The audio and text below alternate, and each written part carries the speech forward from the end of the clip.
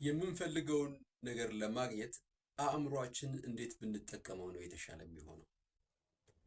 አሁን ባለንበት ዘመን አሁን ባለንበት የእውቀት ደረጃ ሁሉንም ነገር የሚፈጥረው አእምሯችን ነው። አእምሯችን ሐሳብ ያፈልቃል። ሐሳባችን ኤነርጂ ነው። የምናስበው ፖዚቲቭም ኔጌቲቭም ነገር ወደ ህይወታችን ይመጣል። ይህንን ኤነርጂ ግን እኛ በምንፈልገው መንገድ እንዴት ብንጠቀመው የተሻለ ውጤት ያመጣል? ይሄንን ብዙ ጊዜ አንድ ነገር መፍጠር ስንፈልግ፣ አንድ ነገር ማሳካት የምንፈልግ ከሁኔታዎች ነው የምንጀምረው። አንድ ነገር እናልማለን፣ ከዛ በኋላ እንዴት እናደርገዋለን ብለን እናስባለን። ገንዘብ፣ ሰው፣ ሁኔታዎች እናስባለን። ስለዚህ ኮንዲሽንስ ሁኔታዎችን ነው የምናስቀድመው። ከሁኔታዎች ወደ ሐሳባችን ስንሄድ ብዙ ጊዜ ኤነርጂ እናጣለን። ስለዚህ አይሳካም ብለን እናቆማለን። ስለዚህ ከኮንዲሽን ወደ ኮዝ እያሰብን ነው ማለት ነው። እንቆማለን። ለምን? መሟላት አለባቸው ብለን መስተካከል አለባቸው ብለን ያሰብናቸው ሁኔታዎች በእጃችን ስለሌሉ ያለምነውን ነገር እናቆማለን። ነገር ግን አእምሯችን የሚፈጥረው እንደዛ አይደለም። አሁን ይህ ከሁኔታዎች ወደምንፈልገው ዓላማ ስናስብ ወይም ሁኔታዎችን እንደ ቅድመ ሁኔታ አስቀምጠን ምንፈልገውን ጎል ስናስብ በመሃል እንቀራለን። ኤነርጂያችን ሊክ ያደርጋል። ይህ የተሳሳተው አስተሳሰብ ነው፣ ወይም ይህ የተሳሳተው ወደ ግባችን መድረሻ መንገድ ነው። ማሰብ ያለብን ግን ከኮዝ ወደ ኮንዲሽን። ምን ማለት ነው? መቅደም ያለበት የምንፈልገው ጎል ነው። መቅደም ያለበት በአእምሯችን የምንፈልገው ጎል ነው መቅደም ያለበት። ኢማጅን ማድረግ ያለብን፣ ማሰብ ያለብን፣ በአእምሯችን ውስጥ ማስቀመጥ ያለብን ምንድነው? ጎላችንን ነው። ኮንዲሽኑ እንዴት ይመጣል? ያ የኛ ጭንቀት አይደለም። ይህ አይደለም ትክክለኛው መንገድ። ትክክለኛው መንገድ መጀመሪያ ማስቀደም ያለብን የምንፈልገውን ነገር ብቻ ማሰብ ነው።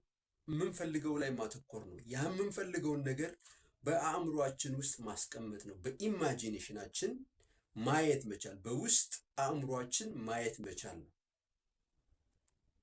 እንዴት ይመጣል? እንዴት ይመጣል? መቼ ይመጣል?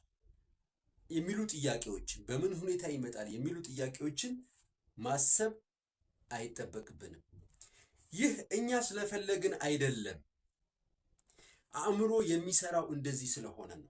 ስለዚህ የምንፈልገውን ነገር በአእምሯችን ካስቀመጥን በኋላ ያ የምንፈልገውን ነገር አሁን እንዳገኘን ፊሊንግ እናስተናግዳለን። ያንን የምንፈልገውን ነገር በእጃችን እንደያዝን አሁን አክት እናደርጋለን። ያንን ስሜት እናስተናግዳለን። ያ ፕሮሰስ ወደምንፈልገው ነገር ይወስደናል። እስከዛሬ ያለን ህይወት ከሁኔታ ወደ ውጤት እያሰብን ስለሆነ አልተሳካልንም። ለምን? እስከዛሬ ያለው ህይወታችን፣ እስከዛሬ ያለው የአስተሳሰባችን ውጤት ነው። አሁን እያወራን ያለነው ይህንን አስተሳሰባችንን በመቀየር ከሁኔታዎች ወደ መንስኤ የሚሄደውን የተሳሰባችንን በመቀየር ከመንስኤ ወደ ሁኔታዎች መሄድ እንችላለን፣ ወይም ከመንስኤ ወደምንፈልገው ጎል መሄድ እንችላለን። ይህንን አስተሳሰብ ከያዝን በምንፈልገውን ነገር እናገኛለን። ስለዚህ ህይወታችንን ጀጅ ማድረግ ያለብን እስከዛሬ በመጣንበት መንገድ ሳይሆን ከዚህ በኋላ ይህንን ህግ እንዴት ብንጠቀመው ህይወታችንን ማሳካት እንችላለን የሚለው ነው ቁም ነገሩ። ነገር ግን ይህንን ህግ መሬት ለማስረገጥ ይህ ህግ ከየት ነው የመጣው? በትክክል እኛ አስበን የምንፈልገውን ነገር መፍጠር እንችላለን ወይ? ይህ ህግ ምን ላይ መሰረት ያደረገ ነው?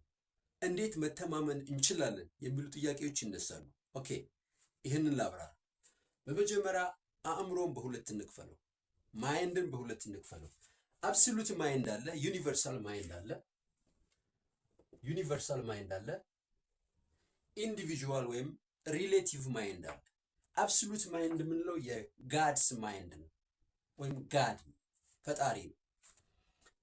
ኢንዲቪጁዋል ማይንድ የምንለው የሰው ልጆች ነው፣ እኛ ነን። ስለዚህ ከፈጣሪ ቀጥሎ መፍጠር የምንችለው የሚፈጥር አእምሮ ያለን ሰዎች እኛ ነን። በፍጥር ውስጥ በምድር ውስጥ መፍጠር የምንችለው እኛ ነን። ፈጣሪ ዓለምን እንዴት እንደፈጠረ በማየት ሰው ልጅ እንዴት እንደሚፈጥር መረዳት እንችላለን። ለምን? በአእምሮ ውስጥ የፍጥረት ህግ ተመሳሳይ ስለሆነ ከላይ የሰራው ከታችም ይሰራል። as above so below። ይህ law of correspondence ነው። ለምን ይህንን እንደዚህ ነው? ዩኒቨርሳል ማይንድ ዓለምን እንዴት ነው የፈጠረው? ስፒሪት ነው። ይህ ዩኒቨርሳል ማይንድ ዓለምን የፈጠረው በምንድን ነው? ራሱን ኢማጂን በማድረግ ራሱን በፍጥረት ቦታ ሆኖ በማየት ራሱን ወደ ፍጥረት ነው የቀየረው። ከዛ ውጪ ምንም ነገር የለም። ያ ስፒሪት ነው ኢንዲቪዥዋላይዝድ የሆነው። ያ ስፒሪት ነው ፓርቲኩላራይዝድ የሆነው። ስለዚህ እኛ we are the individualization of God። ምክንያቱም ፈጣሪ ክሪኤቲቭ ስፒሪት ይህንን ዓለም ሲፈጥር ከሌላ ኬትም አምጥቶ አይደለም የፈጠረው። ራሱን በፍጥረት ቦታ ሆኖ በማየት ነው ፍጥረትን የፈጠረው። ኦኬ፣ ይህ ማይንድ ዩኒቨርሳል ማይንድ ዩኒቨርስን ፈጠረ በዚህ መንገድ ማለት ነው። ይህ ማይንድ ሰዎች ውስጥ አለ፣ እኛ ውስጥ አለ። ቢኮዝ እኛ በእግዚአብሔር አምሳያ እንደ ምሳሌ ነው የተፈጠረው። ያ ማለት የጋድ ማይንድ እኛ አለ። በዛ ማይንድ የራሳችንን ዩኒቨርስ እንፈጥራለን፣ የራሳችንን ህይወት እንፈጥራለን። እንዴት አድርገን? ፈጣሪ ዓለምን በፈጠረበት መንገድ